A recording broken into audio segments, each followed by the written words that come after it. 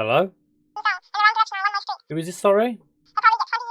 Mr. Cronk. Oh, the Arsenal owner, Mr. Cronky. How are you doing, sir? Oh, not so good. How? Oh, Mikel Arteta walked. Is it because of the documentary series? It didn't show. Yeah. I thought it might be. So, how can I help you today, sir? You want me to replace him as Arsenal manager?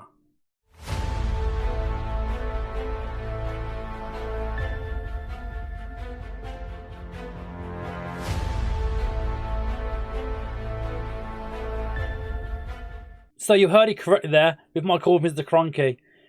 I've just been appointed as new Arsenal manager. Arteta walked following the documentary dropping.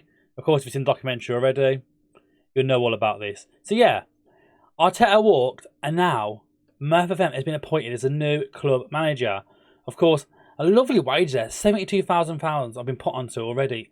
Just coming into this club, and not a bad deal, 3-year deal to turn Arsenal around. Following some recent, let's say, poor performances in the league. They haven't been in the Champions League quite a while, so we're here now to take Arsenal back to the Champions League. But firstly, if you're new to the channel, feel free to hit that subscribe button down below right now. And if you're enjoying this video already, give it a thumbs up or wait to the end. And if you did enjoy it, give it a big thumbs up. So yeah, here we go then. Taking over as Arsenal manager. Not a team I've managed with Football Manager before, ever actually. I've never touched Arsenal before. So it's quite an interesting one to see what we can actually do with Arsenal. Of course, the Emirates Stadium is a massive, amazing stadium. They've been there quite a while now since moving from Highbury. And the media prediction within the game right now is 7th within the league. 7th within the Premier League. It's just ridiculous for Arsenal. A team such as Arsenal, they should be doing better than that. We have got the updated database as well. As you can see the likes of Gabby Jesus in there. Zinchenko, he probably won't playing a camera off for this season, but you never know. We could be surprised this season. So there's some interesting ones. Obviously the likes of Bellerin, Lucas Torreira will return from their loans as well. So whether or not we use those guys within our system this year could be interesting. Just looking here quickly. Play attacking football, entertaining football.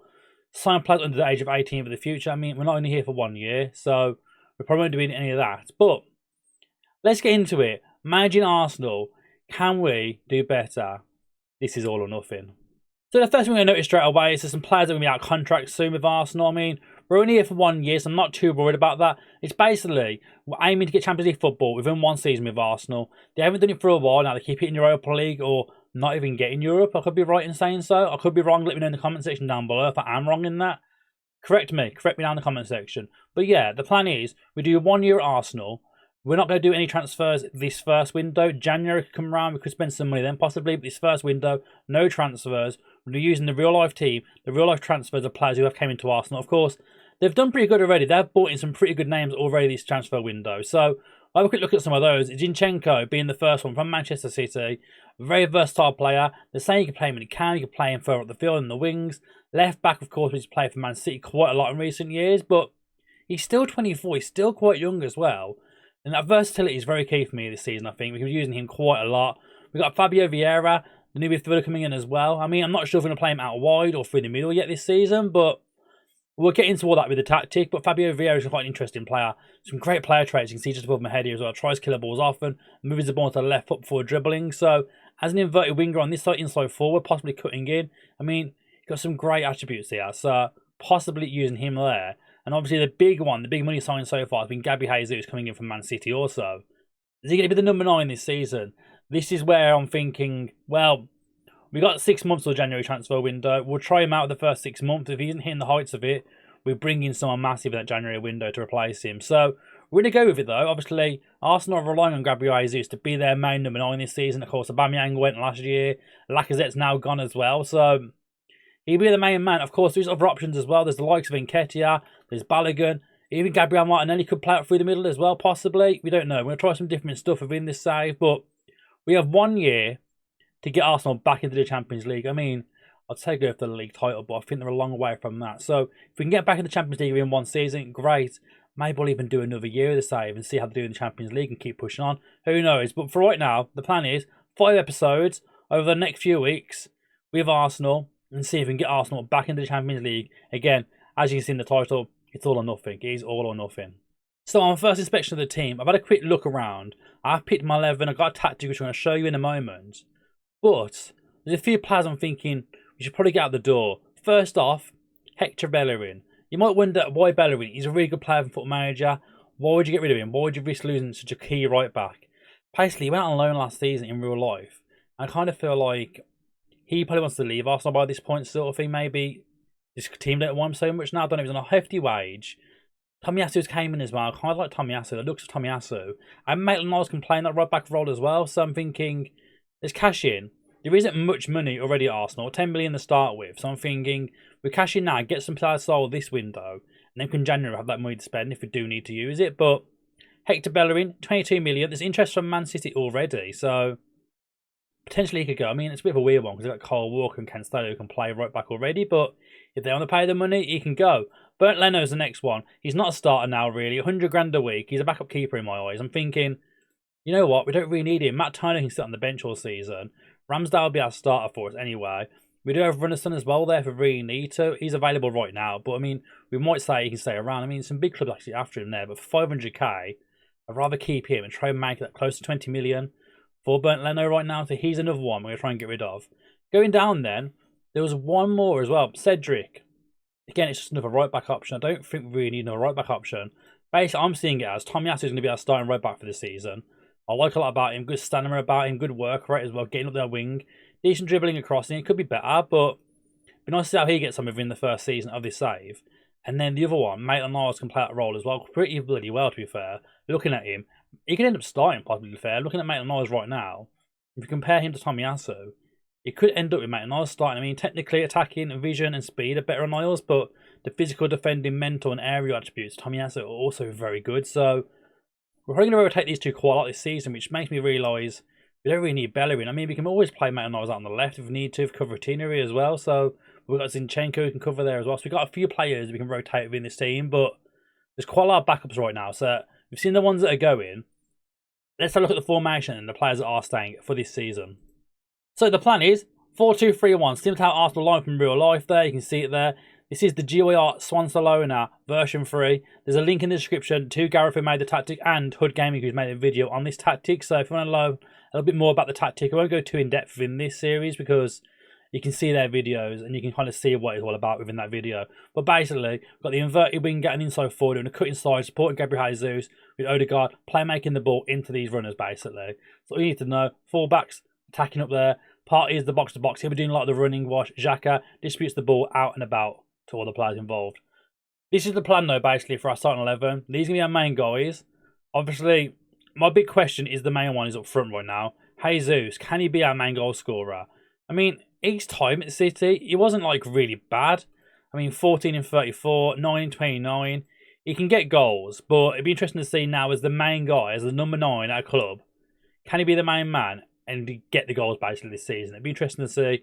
We're going to put a lot of faith in Gabriel Jesus. He's on 110 grand a week at 24 years of age now, so this is his time to shine now at Arsenal. Can he do it for us within this tactic? He's got a lot of good runners around him. Smith Rowe and Saka doing the running around him.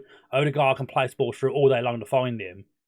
So let's see how it works, basically. I'm going to go through pre-season now, play through all pre-season, and we'll come back for the opening game of the Premier League season. So that's pre-season in the bag. Gone pretty well. We have one minor little issue. Martinelli got a bit of an injury, but you can see there he's capable of playing. He's more than capable, but probably going to rest him for today. But let's get into pre-season, have a quick look how it all went. So, Portsmouth, a 3-1 victory. Away at Portsmouth, Odegaard, Gabriel Jesus, and Charlie Patino got in the squad as well for this one. Goal for him. Nice to see for the young lad. And we lost to Middlesbrough. It was a bit of an interesting one, honestly. Didn't expect to lose to Middlesbrough. Hayden Hackney, but you can see we had a bit of a rotated team. Tried Lakonga out, put Vieira in the team, Zinchenko in left back as well.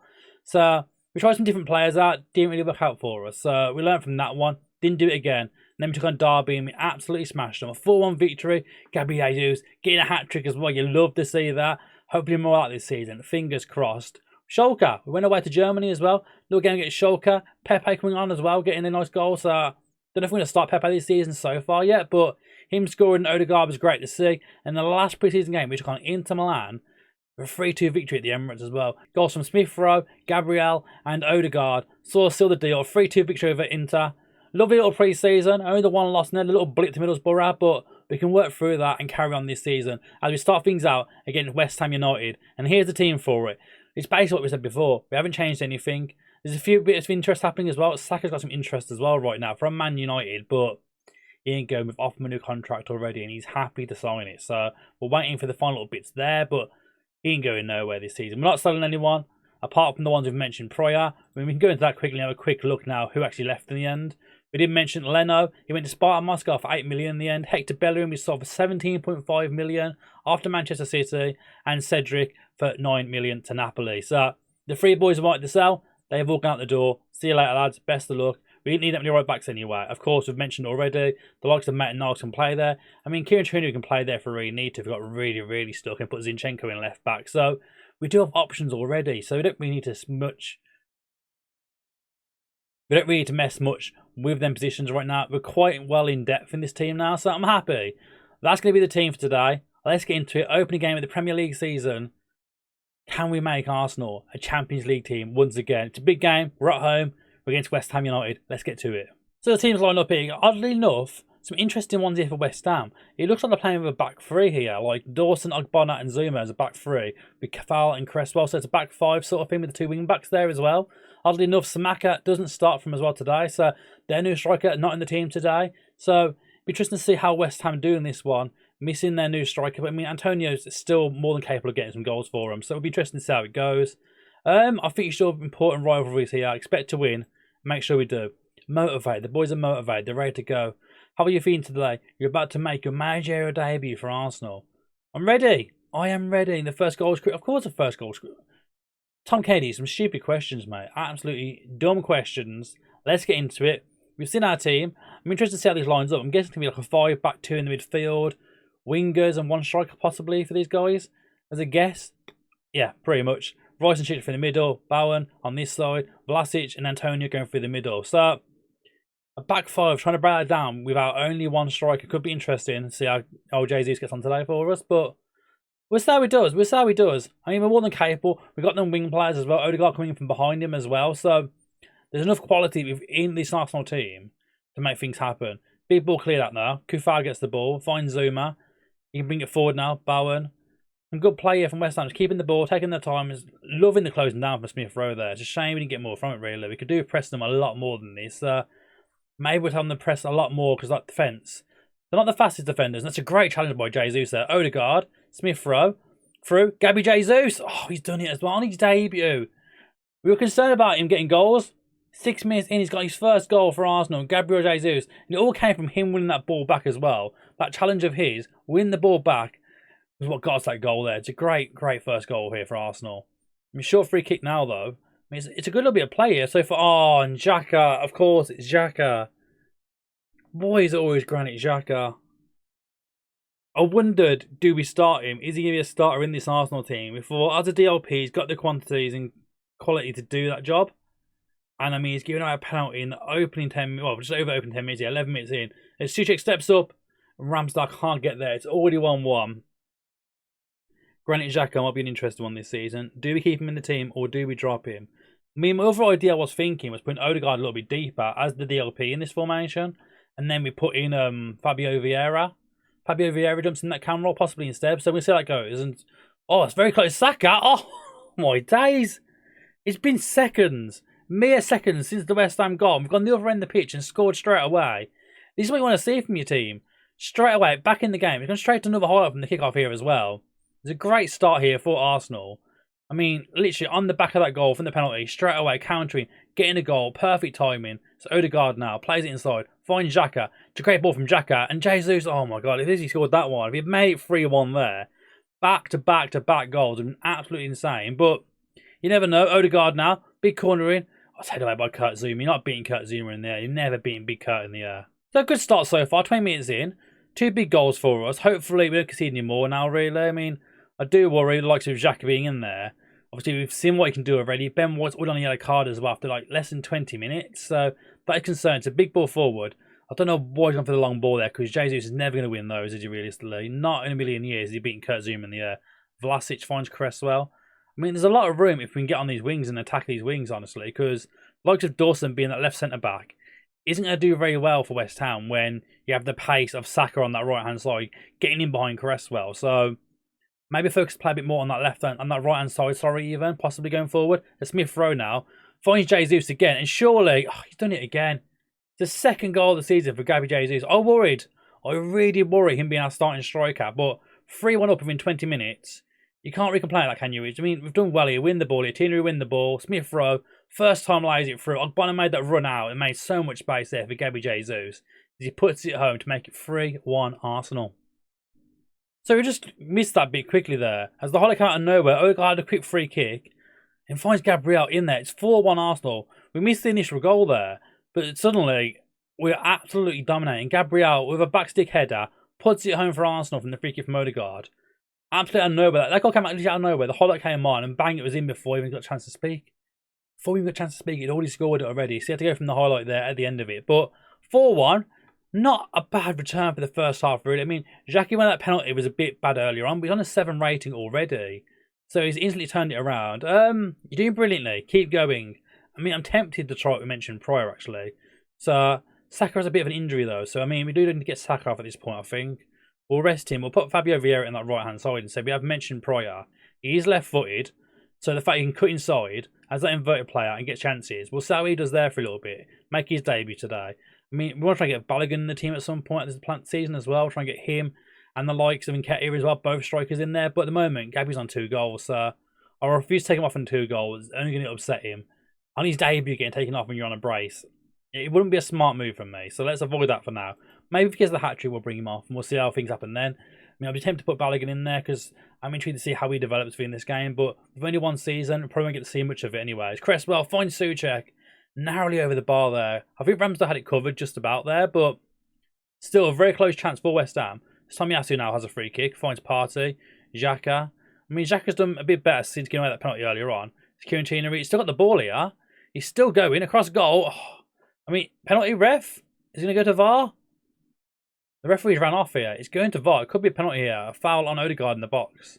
I mean, he probably should have scored it on the initial chance, but it looked like it was going to be a foul from the keeper. Was it the keeper, actually? Because the keepers to get a red card, it can make the game very, very interesting, very fast. It is a penalty, but there's been no card as yet. I say that. He's running over. Could this be a red card for Fabianski in goal here? No. No card. Okay. And Jesus for the hat-trick. He puts it home. What a debut for Gabriel Jesus. He has bagged... It says 4 goals now. It says 4 goals, oddly enough. But he hasn't scored 4 because... Has he? He hasn't scored 4. I don't know where that's came from. That's odd enough because he's definitely only scored 3. The goals from Saka and Gabriel getting the other one. So, very weird there in the game. Saying he's got 5 goals this season. He definitely hasn't. And oh my god, Skamaka's on now for West Ham. And he's a big presence straight away with a great chance. Hitting the crossbar. But at 5-1, I think we're happy. I mean, we mentioned again hat-trick. Gabriel Jesus now. We can rest him happily. We're going to get Balogun on for a little bit. See how he gets on. And I think the new boy Zinchenko needs to make his debut as well. So we'll get Odegaard off for him now. Try him in that cam role, of course. He didn't play much of that when he was at Man City. But it's where he came in initially as an attacking player. And then got put further back and further back as cover at left back. And never really got back into the attacking side of things. So now he's at Arsenal. We're going to give him a chance up there. Play him as that advanced playmaker. Just sitting behind the striker, hitting behind Balogun. We'll see if he does anything for the last few minutes here. But he hasn't got very long to impress in that formation. But at 5-1, we're more than happy. It's a great start for Arsenal here. We've absolutely smashed it. Gabriel Jesus getting a hat-trick on his debut. You'd love to see that as well. As Tomiyasu collects the ball now. Ben White, Thomas Partey. It's a big ball forward. Balogun's through here. Could he score? Oh, he does as well.